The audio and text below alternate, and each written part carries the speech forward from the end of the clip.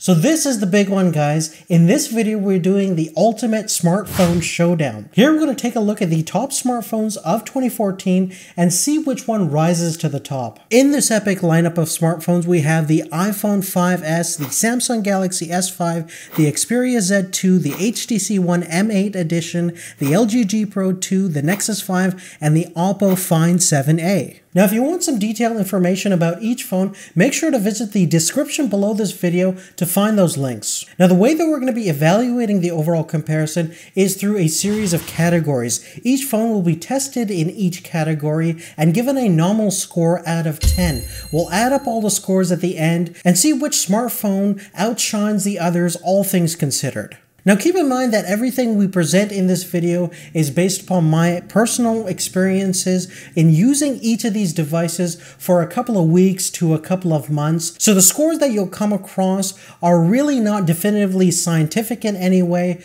They're just a collection of different experiences and thoughts that I have on each of the devices. So without any further ado, let's get right into the comparison. Now, the first category in our ultimate showdown is going to be regarding the design and build quality of all of these smartphones. Now, my two favorite smartphones in this category have to be regarding the iPhone 5S and the HTC One.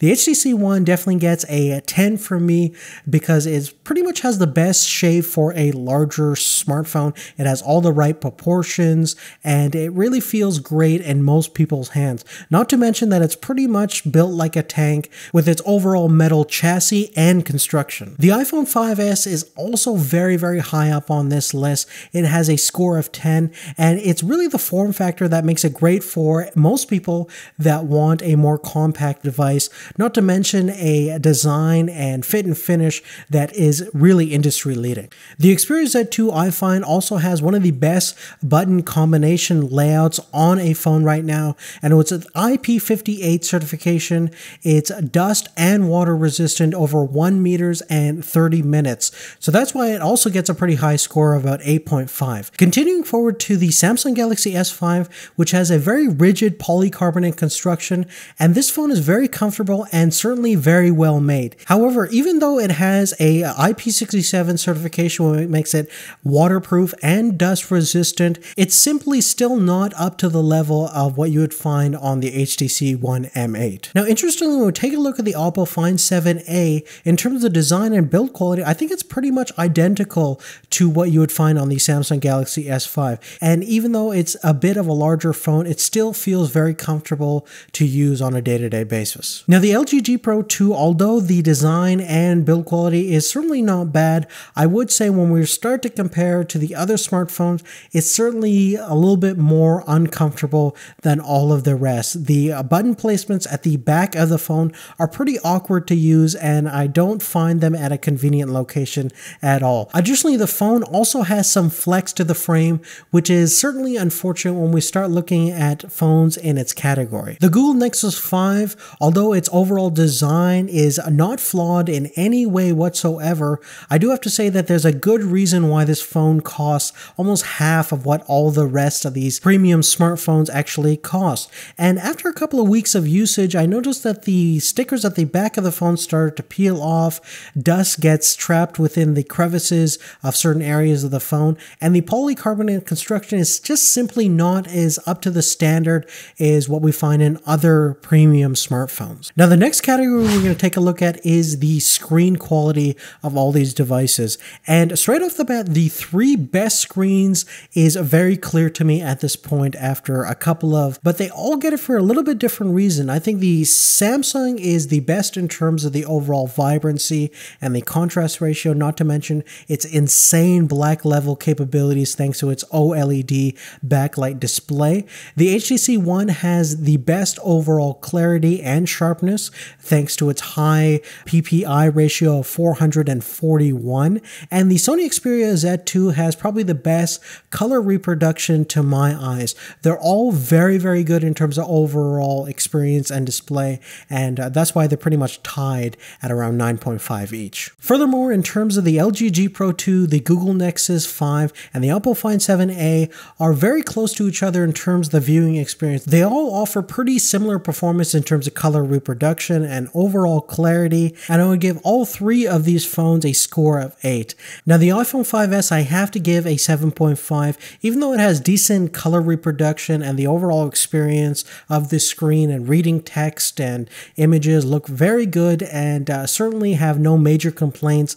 I can certainly say from a comparison standpoint, it certainly is due for an update, and its overall Retina display, although it has a decent PPI ratio, it's still much lower than the company that is presently keeping right now. The third category we're going to take a look at is the performance of all these devices. Now, in order to test out the internal hardware of all these phones, we are going to use a couple of different benchmarks. We're going to be using an Antutu, Geekbench, and a 3D Mark. Now, these benchmarks are in no way a definitive way to examine the performance of all these phones, but it'll probably give us a little bit of insight in terms of how the internal hardware of all the devices kind of compares against each other on a more basic level. Now, looking at the results from our Antutu benchmark, you'll notice that the Oppo Find 7a just edges out between all of the other phones just by a couple of margin. And looking at the big picture from a relative standpoint, all these devices are really quite similar in terms of the overall performance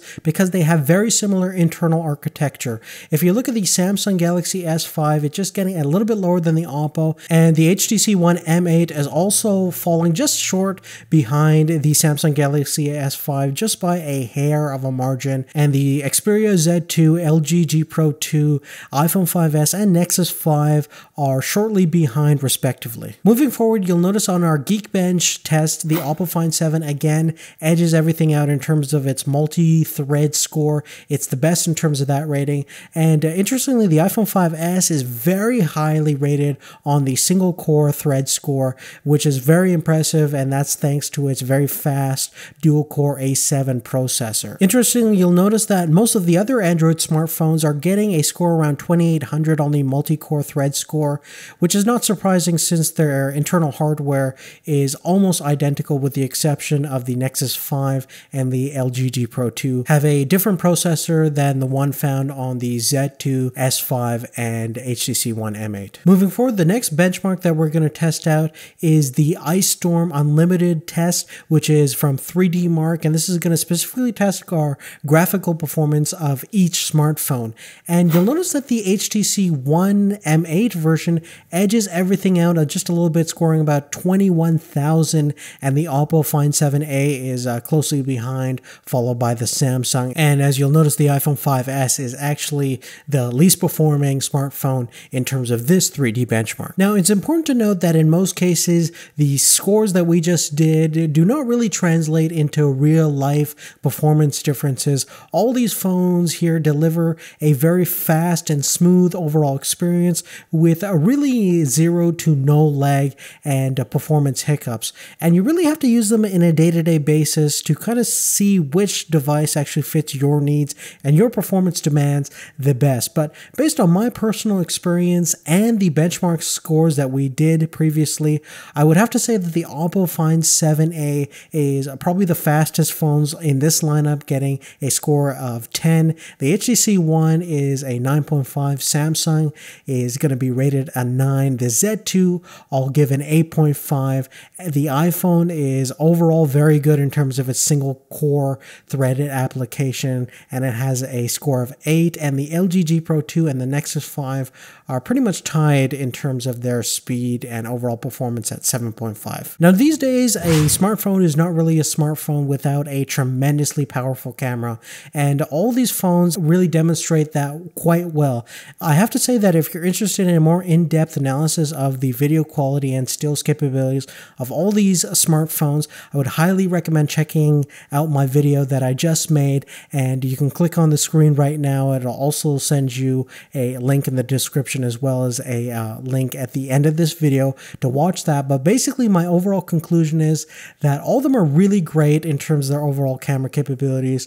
The LG G Pro 2, Samsung Galaxy S5, Oppo Find 7a, and the Sony Xperia Z2 all do very high resolution stills at full full 4K at 30 frames per second video capabilities, as well as slow motion capabilities at 720p. But if I had to choose which one I preferred myself, my conclusion would be overall I would have to give the Sony Xperia Z2 a 10 out of 10, which is just amazing. The camera capabilities in that phone is absolutely incredible. It has a 20.7 megapixel camera sensor, as well as a pretty large sensor for a decent low light performance, as well as amazing 4K video. The Samsung Galaxy S5 is certainly not behind at all whatsoever. Its camera capabilities are just as outstanding, but I do like some of the image quality aspects a little bit better on the Sony.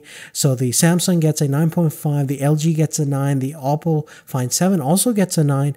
The iPhone 5S's video is lower resolution stills at 8 megapixel and 1080p, but it does have slow motion video, and everything about the camera is just high quality, even though it's lower resolution. So I still give it an 8. And the HTC One, although I'm not too thrilled about the ultra pixel technology, it does work decently, but it just gives you more noise in darker areas. Although you could see more into the shadow detail, it's still not a very pleasant looking image. It certainly looks okay on the smartphone, but once you upload it to your Facebook or your Twitter or Instagram or whatever, and look at it on your desktop, it certainly doesn't blow up very nicely. So I give it a 7.5, and the Nexus 5 has probably the worst camera of this lineup, and that's not saying that it looks terrible, but generally speaking, you get a lot of flaring issues with the lens, and there's a lot of noise in both the videos and the stills, but it's certainly very passable for just general photo sake, and so I give that one a 7. Now, expandability is an important aspect to me, especially if I'm going to grow with the cell phone. So I do like the fact that the Oppo Find 7, the Samsung, and the LG both have a user replaceable battery, and you can replace the backs of them, as well as upgrading the memory up to 128 gigs via the micro SD expansion slot. So they all get a 10 out of 10 for me. The Sony Xperia Z2 and the HTC One are not bad. They do not have a user replaceable back or battery, but they do have micro SD expansion, so I give those a 7.5. Now, regarding the Apple iPhone 5S and the Google Nexus 5, do not have a user replaceable battery, but you can send them to the respective companies to get their battery replaced, and they do not have any kind of micro SD expansion slot, so therefore they have little expandability options, so I have to give them a 5 for both of those phones. Now, the last category we're going to take a look at is battery life, and I do have to say that they're all pretty good in terms of delivering battery life, but the big thing about measuring battery life is going to be highly dependent upon how you use the device, and this is purely going to be based on my experience on how I use all these devices and what kind of battery performance I got. Overall score, I would have to say that the Samsung Galaxy S5 has the best in terms of battery saving technology, as well as the sheer battery life performance. It has to get a 10 because I got more than 2 days out of usage out of it, a regular usage, so definitely great performance on that. The HTC One isn't far behind though. I think they're pretty much very similar. It's just not as good as the Samsung, so I give it a 9.5. The Sony Xperia Z2 is pretty much identical in terms of the battery performance of the HTC One, so that's a 9.5 there. Oppo Find 7a has a great battery life as well. I just got over a day and a half with that phone in terms of general usage, so I give that a 9. And the iPhone is also tremendously great. You can definitely get through the whole day, so 8.5. The LG is a little bit more power hungry, and thankfully you do have that user replaceable battery, but it's hard to get throughout the whole day with it, so I give it an 8. And the Nexus 5, even though it's rated for a long battery life, you should be able to get a day and a half, but in my experiences, just off of my usage, I struggle to get through the whole day with it, so I have to give that a 7.5. It may be just my model itself, but I try to be as conservative with the battery as possible, but I still struggle to get enough battery performance throughout the day. Now let's go ahead and finally tap tally up all of our results. So we'll go ahead and add up all of our points in each category, and as you can see over here, the Samsung Galaxy S5 is the one with the highest score of 56 points. The Oppo Find 7a is not far behind at 54 points. The HTC One and Sony Xperia Z2 have tied at 53.5. The LG G Pro 2 scored about 50 points. The iPhone 5S is 47, and lastly, the Nexus 5 from Google is rated at 42.5 points. Now hold on, before anyone writes any comment that this comparison is unfair or biased for whatever reason, hear me out for just a second. Everything that we're going to look at in terms of the test scores were kind of based upon my overall personal evaluation of using each of the devices, and we're specifically looking at the core feature set of each phone and comparing it against the other phone in a given way that best suits kind of my personal needs. And the important thing is we're not really taking into account your personal needs or the special features that each phone has. So for example, even though the Nexus 5 is technically the lowest performing in all different categories and we have an overall lower score than everything else, it certainly could be worthwhile to somebody who's looking for a value-oriented smartphone. So it could be higher than the Samsung based upon the fact that it costs almost half as much. That being said, of course, somebody may want a terrific camera phone and they may really love the overall feature set of the Xperia Z2. I personally love the Xperia Z2 because it has the best overall feature set, even though it doesn't really come out top in any one category. Additionally, if you want the best build quality of a phone with possibly some of the best inline speakers possible, we didn't even take a look at the capabilities of the HTC One to the full extent, where the phone is just completely jam-packed with all these special features that is simply not available in most modern-day smartphones. So therefore, I encourage anybody in the market for a new smartphone to go out and do your own research, try out all these different phones, and see which one best fits your needs and see which feature set has the most to offer to you. The only thing is, I hope this video gave you a little bit of an insight on how all these smartphones kind of compare against each other in terms of overall scores, and it kind of guides you in the right direction to see which phone is going to be best suited for you. If you have any questions about anything I talked about though, please make sure to leave that on a comment down below. Make sure to give us a thumbs up, and if you haven't already, check out the description where you find all the links necessary for the video. We'll see you later. Take care.